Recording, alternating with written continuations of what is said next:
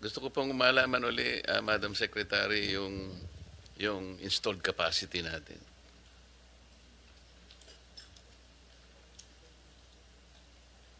Mr. Chair, can Yes, Yusek ma'am. Guevara answer? She's the supervising undersecretary for power. Thank you.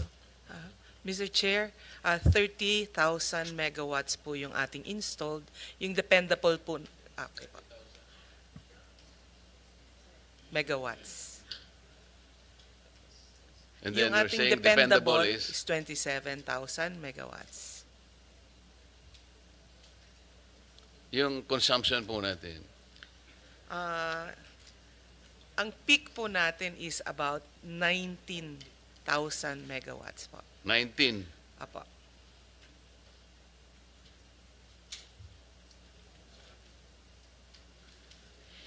So, Mr. Chair, kung ang dependable natin is 27,000 megawatts, ang consumption lang naman natin is 19, edi sobra-sobra ang ating capacity, di ba? Mr. Chair, palagi po tayong, hindi po natin pwedeng tawaging sobra-sobra kasi po nakikita namin yung Hindi, mathematically, sobra-sobra mathematically, talaga. opo. Okay. Yes. So, anong problema? Ang problema po natin, ang ating mga planta, pagka they go on So, forced they are not outage. dependable. Kasi sinasabi mo, dependable. Something that you can depend on. Yes. Tapos sasabihin mo sa akin, may problema yung mga planta natin.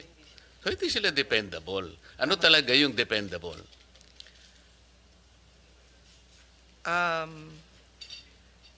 Terminology po kasi You should dependable. know. Opo.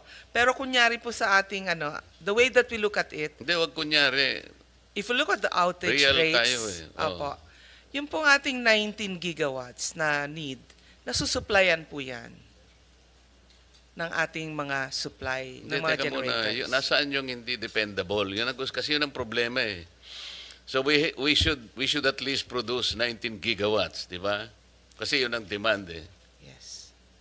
I mean, logically. Logically, pero Nasaan ang problema? Kasi yung 27 na ito, yes. napakalaki. Meron tayong sobrang 8,000 megawatts. So itong problematic na ito, ano bang ginagawa natin? Ba't di natin ma-address? Palagi namang problema si Sharon Garin. Opo. Ang mga planta po kasi hindi located in one location. Pati po yung mga consumers natin hindi in one Hindi, location. alam na natin lahat Opo. yun naman. Hindi naman pwedeng ilagay mo lang sa isang lugar Yes. yun. Alam na natin yun. Ang sabi ng chairman natin ng energy, kailangan major overhaul ito. Hindi yung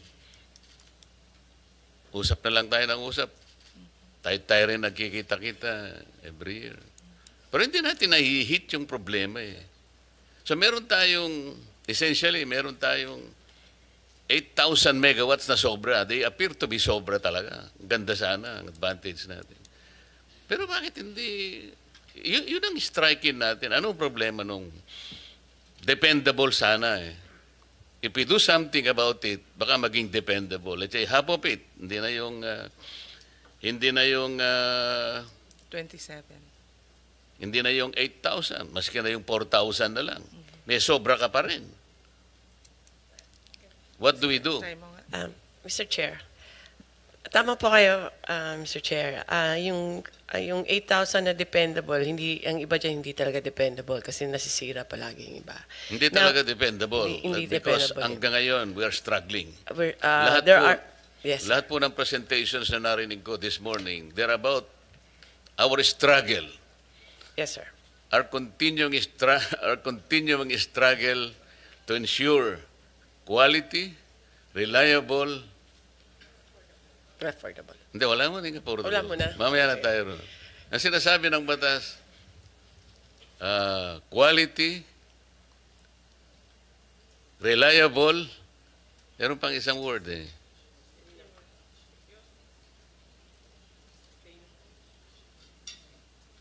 O, paano ang gagawin natin? Puro struggle na lang po eh. Mr. Chair, for example, Sa Luzon, ang dami-dami nating planta. Secure pala. Okay. Secure. Quality, reliable, and secure. Isipin mo, the law is sufficient in itself. Talagang sinabi niya sa atin, these are the things that we must do in order to secure our requirements for electricity. For example, Mr. Chair, sa Luzon, daming planta natin from Bataan to Batangas, no? Pero ang Visayas, iba rin yung characteristic ng Visayas. Kahit marami sa Luzon, limited naman ang linya. So, pag in-assess mo yung Panay, kulang talaga doon. Kailangan iikot pa siya. So, today, I understand may problema talaga. Today, we are assessing every region sa Visayas, Mindanao, and Luzon. Saan ba yung kulang na ano? Kasi hindi tama yung sinabi ni Yusek Keb, hindi kasi nakaspread out ng maayos yung mga power plant natin. So now, pinapa-review ko ulit ang energy plan para tignan saan ba yung mga regions na kailangan may base load pa tayo or saan kulang yung mga transmission natin. Those are things na kaya kahit mathematics siya, na tama naman, sobra-sobra tayo, pero actually yung design may kulang pa talaga, Mr. Chair. So we're working on that. Mga 2 buwan na namin ina-assess, nagra-run kami ng mga simulations, and we'll have it ready hopefully by the end of the year, Mr. Chair. Kasi, Mr. Chair, talagang napakahirap intindihin. 27,000 megawatts. It's only a matter of maximizing this because this is dependable. Yung 19,000 megawatts naman, this is the peak load. Hindi na, sa buong panahon, sa buong araw na, hindi naman peak 19, di ba? Ano yung base load? O, 12,000 lang. Imagine mo 12,000 lang, Mr. Chair. You have a dependable capacity of 27,000 megawatts. Hindi tayo dapat namang problema eh. Maski pa paano mo kwentahin ito, madam? Notwithstanding the fact they're all located, siyempre naman kasi island tayo eh. But what we need to solve this problem. Kasi sana kung ang pinag-uusapan, manipis na manipis yung ating difference between the supply and the demand. Hindi po eh. I don't think you can justify this. This is 27,000 megawatts. Dependable sana. So issue lang, gawin nating dependable kahit na yung kahit na yung kalahati lang. And then yung 19,000 megawatts is only the peak. Yung baseload mo is only 12. So maski pa paano mong kwentahin ito eh. Alam po ninyo, hindi ko makalimutan yung China eh. Yung Three Gorges Dam. Siguro this is, nasabi ni ang chairman natin ng energy, we need to shake up. Bakit sila isang dam lang? Ang dami nating pwedeng gawing dam. We have how many islands, Madam Secretary, in this country? The Three Gorges Dam in China supplies more than 1/2 of the requirement of mainland China. Isa lang. That's about 25,000 megawatts. Reliable. Tayo, meron lang tayo isang ganun. Hindi na tayo siguro mag-hearing every year. Ito yung dapat nating. Kasi, okay, meron tayong requirement sa renewable. Kahit ano pong gawin natin sa renewable, hindi po siya magiging kasangkapan para sa baseload. Renewable energy, hindi siya pwedeng dependable facility for baseload. Very, very fleeting po yan. Wind, solar, maganda lang po yan sa salita. Di ba? Yun po yung ating pinipilit na, gawin din natin po yan because of our issue on environment. Pero yung baseload po natin, teka muna, ano po yung energy mix natin dito, Madam Secretary? Dito po sa 27,000 dependable capacity, ilan ang coal? 43.7% po. 11,800 megawatts. Ilang percent, ma'am? 43.7%. 43%. Diesel. Ang diesel, oil-based po is O oil. 2,880, 284 megawatts, 9%, 9.9. 10% sabihin Apo. na natin. Ano pa po yung ibang fuel natin? Natural gas, 15.2%. Saka renewable, 31.2%. 15% ang natural gas po. Renewable. 31.2%. So that makes up 100% already. Yes. So talagang hindi po tayo makakaalis talaga sa coal sa ngayon kahit ano pong gawin natin. For now, di po. Kahit na sabihin natin ito ang pinakamaruming fuel natin, ang sa ngayon, dito pa rin tayo. Ano po? Opo. Unless yung natural gas natin, pagbaligtarin natin siya ay maging 43, Masyadong mahal po. meron naman tayo rito, kaya lang hindi natin malaman kung makakakuha pa tayo, hindi na. Talagang wala na tayong sources ng natural gas, madam. May bago pong mga wells. Mr. Chair, we have contracts pa mga bago ngayon eh. Pero siguro mga 5-7 years pa yan at pwede siyang mag-produce for us. Medyo late lang tayo Thank you po. Mr. Chair, meron po tayong Interagency Energy Efficiency and Conservation Committee, IAEECC. Ito po ay na-create under Republic Act 11285. Tama po. Encouraging all government entities to install and utilize solar PV system or any equivalent renewable energy technology in their government-owned facilities. Bakit po ang title encouraging? Mr. Chair, if you allow Undersecretary Marasigan can Ay, ikaw may kagagawa na naman ito, ha? Sige, tira. Thank you, Mr. Chair. Thank you, Honorable Marcoleta. Under the Energy Efficiency Act, yes, it's mandatory for all government agencies. Hindi, to- nakalagay nga, encouraging. It's not Sir, mandatory. mandatory, sir, yung 10% reduction ng kanilang Hindi kasi ang energy title, consumption. encouraging kasi. Opo. Alam mo, you will be guided by the title. Pag sinabi mong ini-encourage mo lang, may option eh. Hindi siya talaga tutupad eh. Pero pag sinabi mong mandating, wala kang option kung di sumunod eh. Tama. Tama po. Kasi halimbawa, in-encourage ka lang ng tatay mo. Nung bata ka pa, ligawan mo si ganito. Mukhang ayaw mo. Meron kang gusto, di ba? Hindi ka susunod. Pero sinabi niyang, kasi lalo na nung panahon mo, pag sinabi ng tatay o ng nanay, hindi pwedeng hindi tayo sumunod. Ganun ang Pilipino eh. Pag sinabi mong mandating, nandun yung puwersa ng batas eh. Di ba? Tama po. So, kaya ganun po yung aking ina-emphasize, Mr. Chair. Ito, nakalagay, the solar PV system or equivalent RE technology to be installed must initially supply at least 20% of the agency's electricity requirement. O nangyayari na ba ito?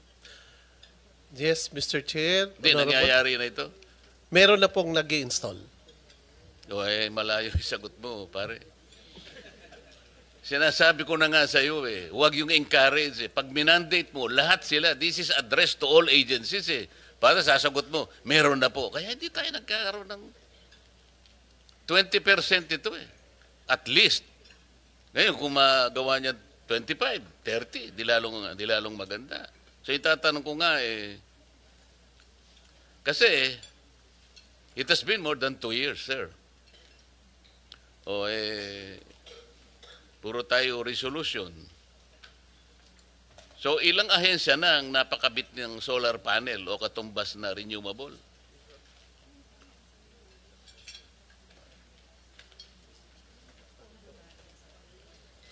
Yeah. Ilan na? Meron po kaming 8 project na na-install na. 8 pa lang. Yes po. Ilan po ba ang ahensya na ina-address nitong resolution na ito? Sa ngayon po, pangkalahatan po yung ginagawa natin. Kaya pero nga, yung, ilang ahensya po ang na-address nitong resolution ang na ito? rollout po kasi natin ay per region at binubuo pa natin yan under the Government Energy Management Program kung saan po mandatory po yung minimum 10%. O, yung ginawa niyong mandatory, 10%. Ang sinasabi ng resolution, 20%. Paano? Bakit ganon? Kayo mismo, hindi niyo sinusunod na resolution. Kaya nahihirapan ng kasasagot ang ating sekretary. Ang 10% po kasi is the reduction in their consumption.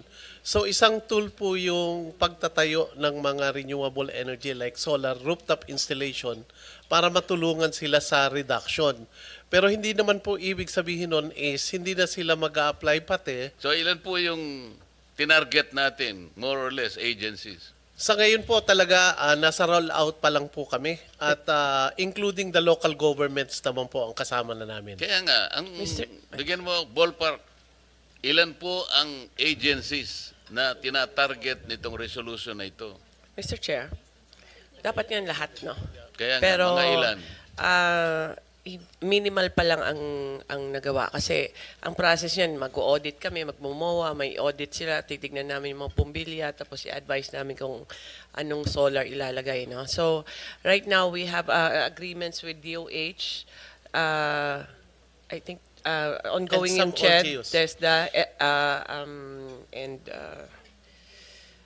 and then some LGUs dito sa Metro Manila with Valenzuela, Navotas, Makati. We're entering to agreements para ngayong year sana maumpisahan na siya full scale. But we cannot just say to all agencies, so i-reduce nyo kasi they need our technical assistance na rin para malaman nila anong aircon yung lalagay nila, anong bumbilya. So with the limited capacity that we have,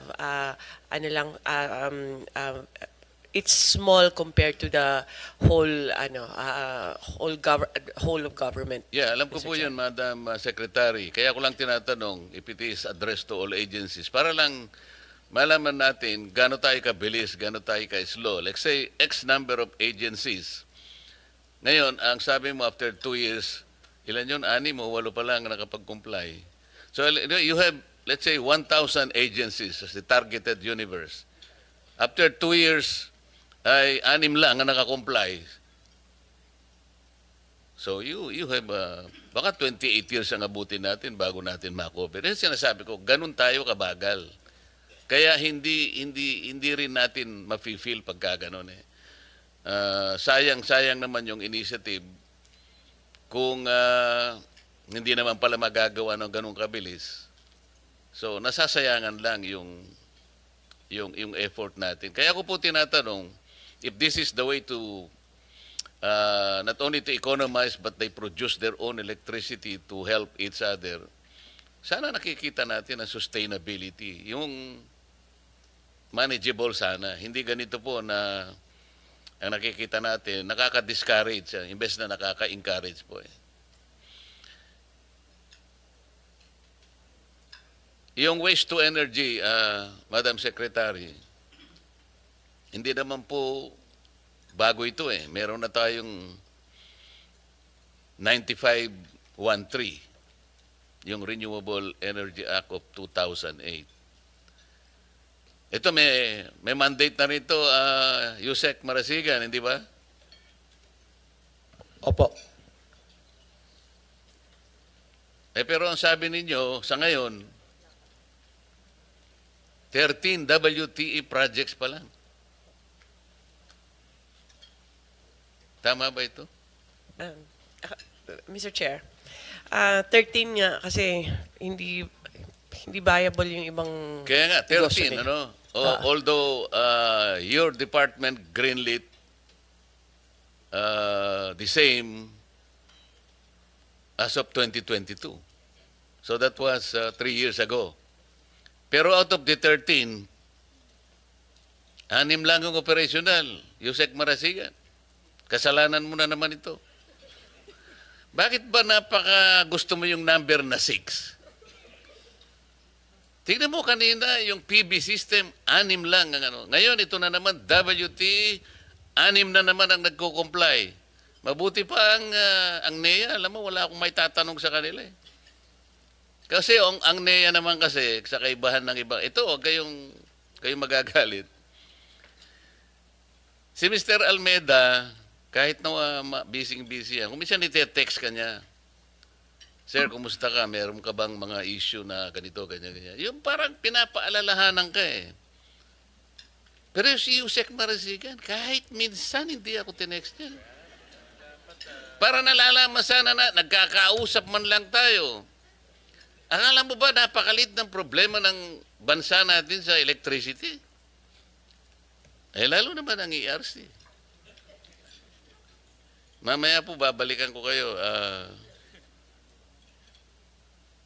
Commissioner Digal, kayo po ay isa sa mga alam kong siyang pinaka-cooperative sa ERC. Sinasabi ko na sa inyo. Very, very reliable, very consistent. Pagka tinext mo yan, hindi pwedeng in less than 2 minutes sasagutin ka niya. Hindi kagaya ni Coco Nograles. 2 araw bago ka sagutin. Ako, mabilis ako No, si chairman. Kaya naman sa tuwing naghihiring kami, kahit kaming 2 na lang, hindi ko iniiwanan ito. Mr. Ang Chair. dami kong gustong itanong, Mr. Chair, baka humaba lang ako, magalit ka sa akin eh. Mr. Chair. Yes, ma'am. Yung sa WTES, marami talagang nagiging hindi feasible. So right now, meron po kaming nakaset na i-auction na namin yung WTE, especially Metro Manila. Identifying yung mga problema, pero this is together with DNR, MMDA, DOE, and ERC. So hopefully maka-award kami by first quarter of next year. Okay. And Mr. Chair, dadako ako ngayon dun sa affordable. Kanina pinag-uusapan natin yung quality, reliable, and secure supply of electric power. Pero yung affordable, nandun din po yun. Section 2, paragraph B. Tama, President Nograles? So yung affordable, ito yung walang kamatayang issue, yung affordable na to. 24 years ago, we crafted a law. Ang pangalan ay IPIRA. Talaga yung nakalagay, affordable. Tapos pagka binasa mo pang pababayan, transparent and competitive. Mga ganun competitive price of electricity. Fair.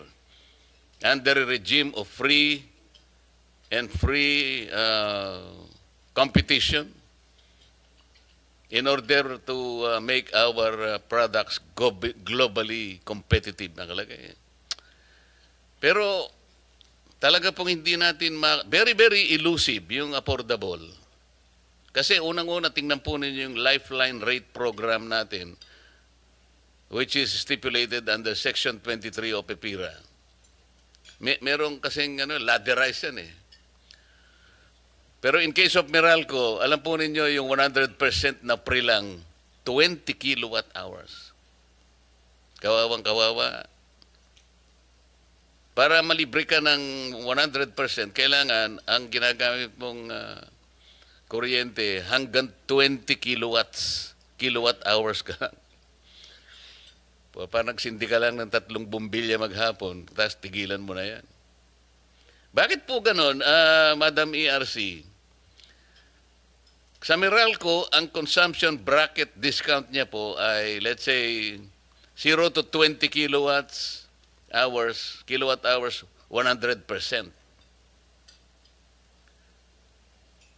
Samantalang sa Ilocos Sur Electric Cooperative, 0 to 15, 30%.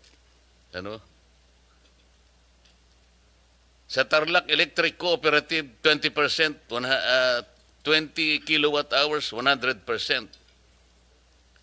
Sa Surigao del Sur, electric, Surseco 2 yata ito. 0 to 15 kilowatt hours, 20%. Sa Pampanga, 0 to 15 kilowatt hours, 50%. Sa Antique, 1 to 15, 7%. Hindi ko po maintindihan ito, ba't nagkakaiba-iba? Electric cooperative sa Pelco 1, 16 to 20 kilowatt hours, 40% ang discount. Yung Anteco, 16 to 20%, 5% ang discount. Bakit po ganito? Talaga pong hirap na hirap ako dito. Bakit hindi po at least uniform ang pagbibigay ng discount? Hindi ko po sinasabi na dito sa discount na ito ay talagang sapat na para maiangat natin dun sa affordable. Dito pa lang ho, naguguluhan na ako. Gusto kong pag-aralan, kaya lang, pasensya na po kayo, napakahirap intindihin ito. Bakit po nagkakaiba-iba? Mr. Chair, can I respond? Yes, sir. Yung pong original na Lifeline program na ngayon ay pinatutupad pa, ito ay nadisenyo noong time na ina-unbundle natin ang rates ng mga distribution utilities. At ang nangyaring disenyo ay per distribution utility. Dahil ang Lifeline program ay isang paraan ng pagsusubsidiya ng mga marginalized consumers, nung nadisenyo ito, ang subsidy ay manggagaling doon sa subsidizing class within the same distribution utility. At yung isa-subsidize niya ay yung mga marginalized doon din sa same na distribution utility. May mga distribution utility na malalaki tulad ng Meralco na kung saan marami ang pwedeng panggalingan ng subsidy. Kaya nung dinisenyo siya, ang isang pamantayan naman na ginawa ay dapat yung subsidy charge or yung Lifeline subsidy charge will not exceed 10 centavos. At nung dinisenyo, tiningnan kung magkano ang malilikom kung ito ang limit, nakita na sa halagang 10 sentimo na i-charge mo dun sa subsidizing class ng Meralco customers, maaari ka pong makapag-extend ng discount up to 100 kilowatt hours na konsumo ng mga marginalized or yung low consuming.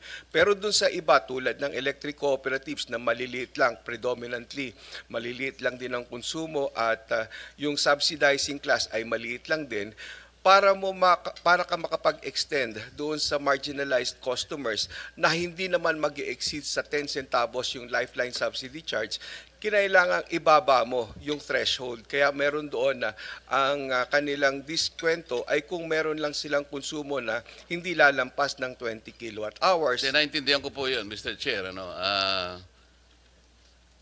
hindi ko po makuhang mabuti ay yung pinag-uusapan natin na lifeline rate. Lifeline kasi, ibig sabihin talaga pantulong eh. Bakit ang Tarlac Electric Cooperative sa Limbawa nakakapagbigay, nasusundan niya yung sa Meralco na yung 20 kilowatt hours, 100% na ililibre niya. Katulad ng Meralco, bakit lahat na ay walang nakagawa ng ganon? Isip-sipin po ninyo, yung Pampanga, mas malaki ito kaysa sa Tarlac. Hanggang 15 kilowatt hours lang ang 50% niya. Yun ang hindi ko makuha. Paano, pag sinabi po ninyong, halimbawa, yung 15 kilowatt hours na consumption ng isang household, yun lang ang bibigyan niya ng kalahati, 50%. Gaano po ba yun? Hindi po pang buhay yun eh. Hindi lifeline yun eh. Lalong-lalo naman yung iba, walang nakaano kahit isa. Ito, Cooperative Inc., Anteco, 16 to 20 kilowatt hours, 5%. Eh siguro po kung langgam lang ang pinag-uusapan natin, sa langgam pwede na po ito. Pero tao po itong mga ito eh. So paano po nakalampas sa inyong radar ito? Paano po natin masasabi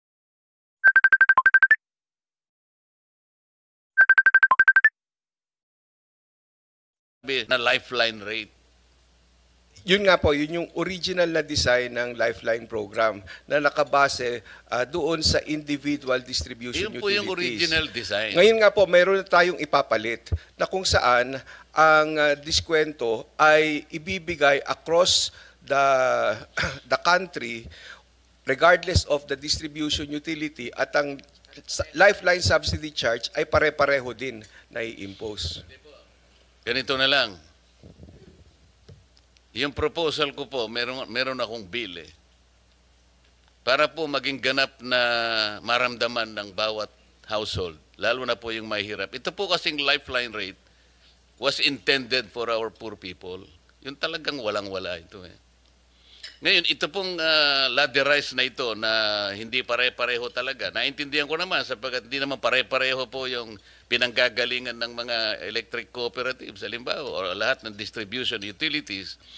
Pero pare-pareho naman ang kalagayan ng household, talagang hirap na hirap. Ito po, alam na ni Mr. Chair ito, meron po kaming panukalang batas na lahat po ng households na kumukonsumo ng 200 kilowatt hours pababa. Dapat na po nating ilibre lahat yun. Hindi po kayo makasagot. We will support that po kung yan naman ay tutustusan ng gobyerno dahil po itong lifeline program ang tumutustos po kasi dito ay yung mga ibang consumers din. This is a form of cross-subsidy. Pero yung pong inyong prinsipyo na pinapanukala, ito po ay ang gagawin naming bagong disenyo ng lifeline program na kung saan ang makakabenepisyo doon sa diskwento ay across the board pero hindi lang maibibigay yon at 200 bagkus maaring ito ay 50 kilowatt hours, 50 kilowatt hours at 30 kilowatt hours. Ganun lang po kasi pinag-aaralan natin naman din ang magiging impact niya doon sa lifeline subsidy charge. Hindi naman po kayo magpapasyan yan eh. Kung halimbawa naipasyan ng Kongreso na ito ang maging panuntunan natin, 200 kilowatt hours parang subsidy na po sa lahat na. Yun po kasi ay talagang makakatulong sa marginalized sector ng ating bansa. Siyempre po, isa-subsidize ng gobyerno yun eh. Tingnan po ninyo, ang philosophy po behind that is napakarami ng binibigay nating mga subsidies ngayon. Lalo na nakaraang eleksyon, meron kayong AKAP, meron kayong AX, meron kayong TUPAD, meron kayong MAIP, bukod pa dun sa 4Ps. Alam po ba nyo kung magkano yon ang total for this year? 194 billion pesos. Pero wala namang record kung kanino napunta yon at kung paano nagkaroon ng transformation sa lahat ng mga mahihirap nating kababayan. Pero pag nilibre natin, let's say 200 kilowatt hour consumption, siguro 100 billion lang po yun. So nakatipid ka ng 94 billion. Yun po yung philosophy behind this. So, yun pong affordability issue. Naayos natin. Bababa po yung kanilang elektrisidad. Lalo na po yung mahihirap. Ngayon, kung naipasa pa po natin ang isang panukalang batas na alisin natin ang 12% VAT, immediately, bababa ang kuryente. Gusto ko po kasing kausapin ang DOE. Natulungan din kami. Kasi sasabihin ng DOE, hindi natin pwedeng, bakit hindi natin pwedeng gawin? Hindi ba nila alam kwentahin? Kasi maaaring ang DOE kaya niyang kwentahin ito. Ano ang impact sa mga industries natin, for example, particularly the manufacturing sector? Anong impact kapag ka naibaba mo ang production cost nila? Lalaki ang kanilang output. Para ko nang nakita yon. Kasi tinitingnan lang natin yung mawawala sa atin sa collection ng taxes. Bakit hindi nila tingnan kung gaano ang ilalaki ng ating economy?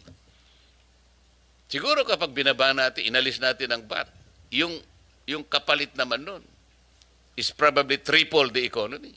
So, mas malaking buwis ang makukwenta. So, imbes na pag-usapan natin yung kawalan ng kusan, sabay ka kukuha ng kukolektahin ko dyan kapag sasabihin ko naman sa kanila, problema mo yun, ikaw ang taga-kolekta eh. Bakit mo akong problema niyan? Ang problema ko lang, i-depends ako kung ano yung sinasabi ng batas. Affordable, transparent, reasonable, competitive.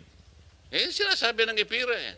Ba't mo kasi nilagyan ng VAT? Kaya nga naging exorbitant. Ang pinagbulan natin ay affordable. Ba't nyo nilagyan ng 12% VAT? Sino bang may idea nun, Mr. Chair? Wala naman dapat. Basahin po ninyo yung IPIRA in its original form. Wala talaga eh. Bigla na lang nagkaroon ng 6% VAT pagkatapos binigyan na naman ng another 6%. Kaya, tanggalin natin yon. And then we will present a study na kapag ginawa natin yon, ang ating manufacturing sector talagang lalaki. Ito po yung problema. Bagsak po ang manufacturing natin. It is not contributing significantly to our economy. Ang ating pong GDP is consumption-driven. Dapat production-driven. Imagine po nyo yung ating cement industry, Mr. Marasigan, Yusek Marasigan. 70% ng production cost is electricity, power. Kaya po hindi sila gumiginhawa. Ang nakikinabang po ang Vietnam.